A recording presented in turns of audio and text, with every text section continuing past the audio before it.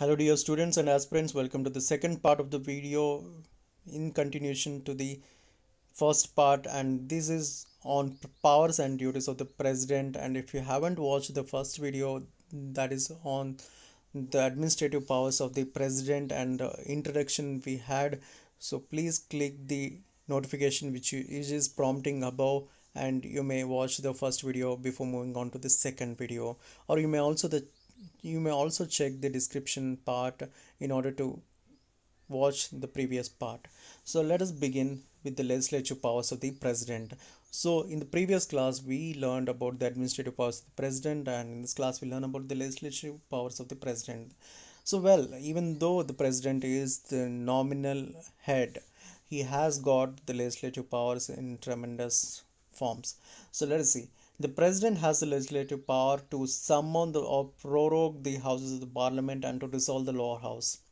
So well, we are aware of that the Rajya Sabha or the upper house is the only house that is a permanent house and not the lower house. Lower house is subject to the elections, so it is subject to the dissolution also.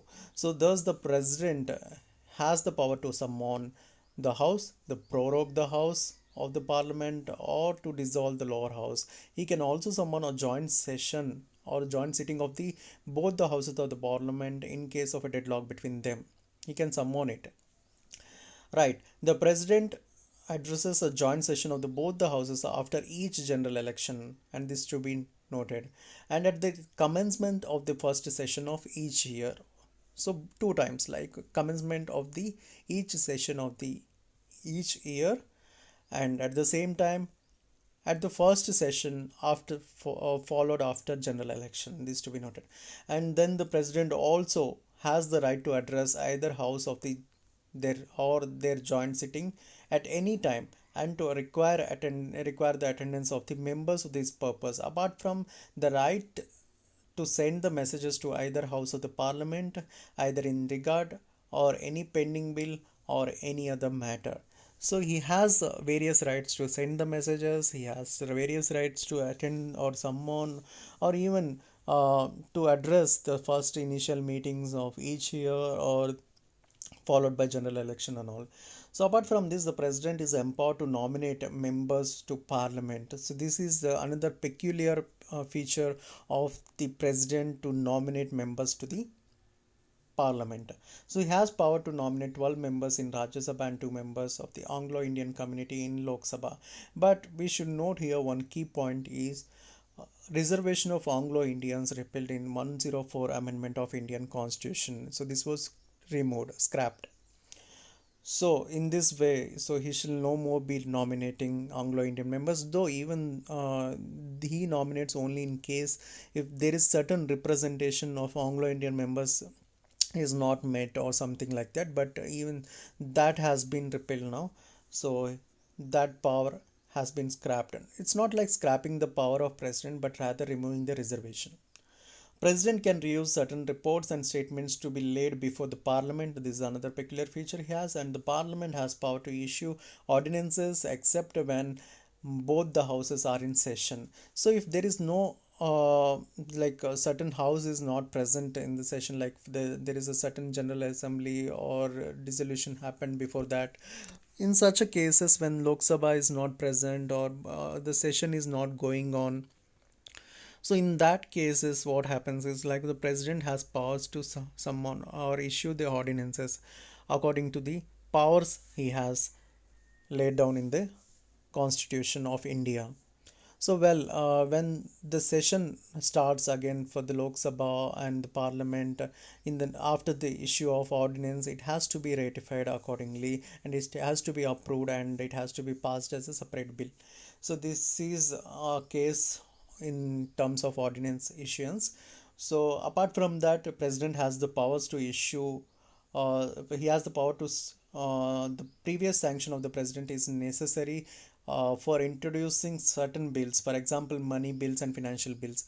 So there is a previous approval or kind of assent is required in terms of introduction of certain bills like money bills and financial bills, and these bills become an act only on the final assent of the president. But one thing we should note here is president cannot he has to approve these at any cost, like he has to ascend these bills at any cost, that is money bills.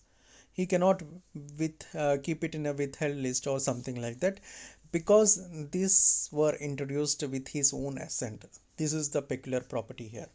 Well, so if you look at the judicial powers of the president, and we do have the military powers of the president and financial powers of the president. So in the next class, we'll learn about military and financial powers of the president, and in this class, we'll also add the judicial powers of the president. The president has the power to grant pardons, reprieves, respites, or remission of the punishment, or suspend, remit, or commute sentences in certain cases.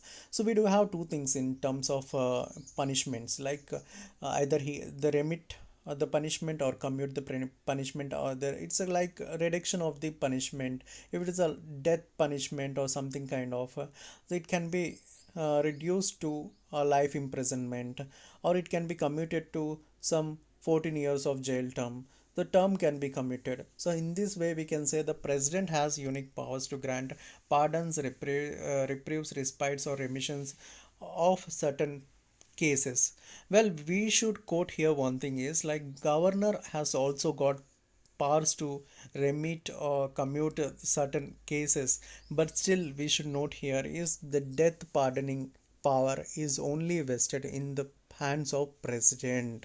This is a very very crucial power, even in judicial terminology, and that is vested in the hands of president.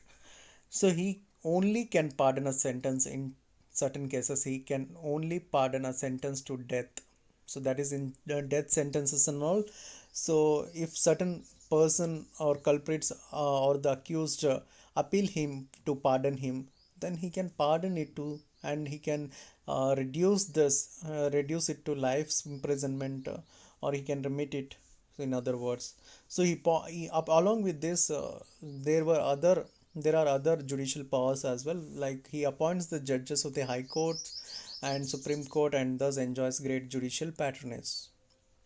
He can refer any matter of constitutional law to the supreme court for advice. However, the advice is not binding upon him, so he can seek the advice from the Supreme Court of India.